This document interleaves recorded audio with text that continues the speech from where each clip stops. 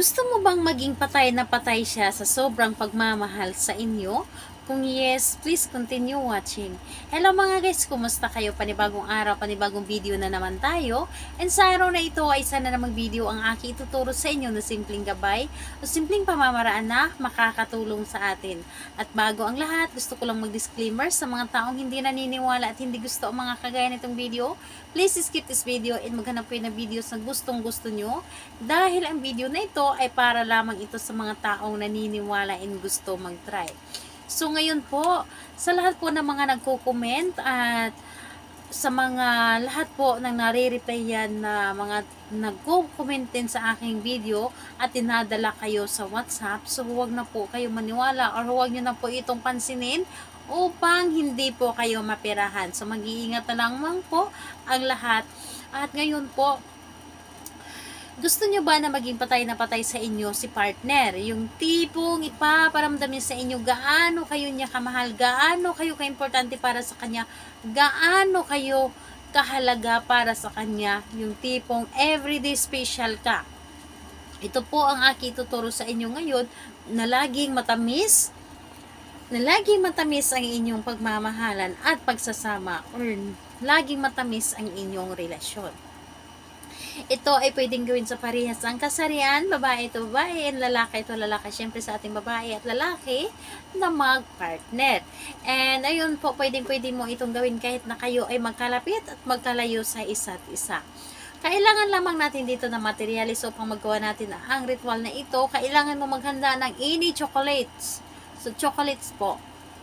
Chocolate para sa matamis na pagmamahalan, para sa matamis na pagsasama, or di kaya asukal. Pwede ninyong ihalo, chocolate or asukal. Chocolate po, kahit anong klaseng chocolates ang inyong ihanda, isang peraso lamang. Basta ito ay matamis. At kailangan din natin dito syempre ng inyo papel at panulat. And kailangan natin syempre dito ng kandila. So, pulang kandila po ang ating kailangan dito. Or pink. Pero kung wala kayong pula or pink na kandila, so gumamit na lamang kayo ng puti. Ngayon, kapag ready na yung mga materialis na ating gagamitin sa paggawa ng ritual na ito, ang isunod po ninyong i-ready is ang inyong sarili. I-ready ninyo ang inyong sarili na kailangan, alam po ninyo na gustong-gusto ninyo itong gawin at lubos po kayo naniniwala sa ritual na inyong gagawin at wala po kayong nikatiting na pagdududa. Kung kayo po ay nagdududa, huwag nyo muna itong gawin, sa kanyo na lamang itong gawin kapag alam nyo na sa inyong sarili na handa na kayo.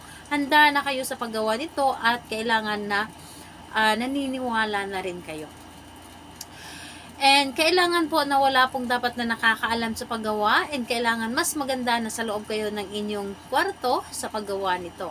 Kapag ready ka na, ready na ang lahat, pwede mo na itong simulan. Ang gagawin mo lamang dito ay napakadali lamang at napakasimple lamang.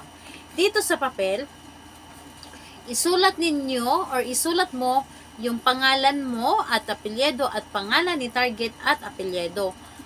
4 na beses mong isulat yung pangalan at apelyido mo at 3 beses mo isulat yung pangalan at apelyido ni target. So ganito po.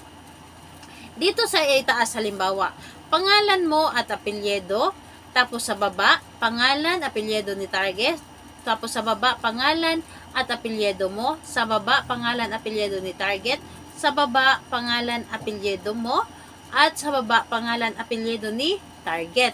So, 4 na beses po sa iyo at 3 beses sa inyong target. Iuna mo sa pagsulat yung pangalan mo at apelyido. Again po, pangalan mo, apelyido, tapos kay target, tapos sa iyo, tapos kay target, sa iyo, kay target. Ganun po ang pagkasulat.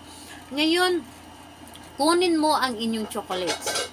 Kunin ninyo ang inyong chocolate at ipahid mo dito sa iyong pangalan at apelyido at pangalan at apelyido ni target. Ipahid niyo dapat yung pangalan mo at apelyido mo at ni target, mapahiran po ito ng chocolates. Ngayon, kapag napahiran ito ng chocolate, sindihan mo ang iyong pulang kandila. Sindihan mo ang inyong pulang kandila at patakan nyo ito ng kandila. Patakan ninyo ito ng kandila, ang inyong sinulatan at nilagyan ng chocolates. Patakan ninyo, and habang pinapatak ninyo yung wax ng kandila dito, sasabihin ninyo dito yung pangalan at apelyido ni target at sasabihin mong maging patay na patay ka sa sobrang pagmamahal sa akin. Paulit-ulit po at wala po itong limit. Mas maraming sambit, mas maganda. Mas madali tayong maririnig ng universe kapag ito ay paulit-ulit nating bukang bibig yung ating mga sinasabi. Kung ano yung mga bukang bibig natin, yun po ang mangyayari, yun po ang magkakatotoo.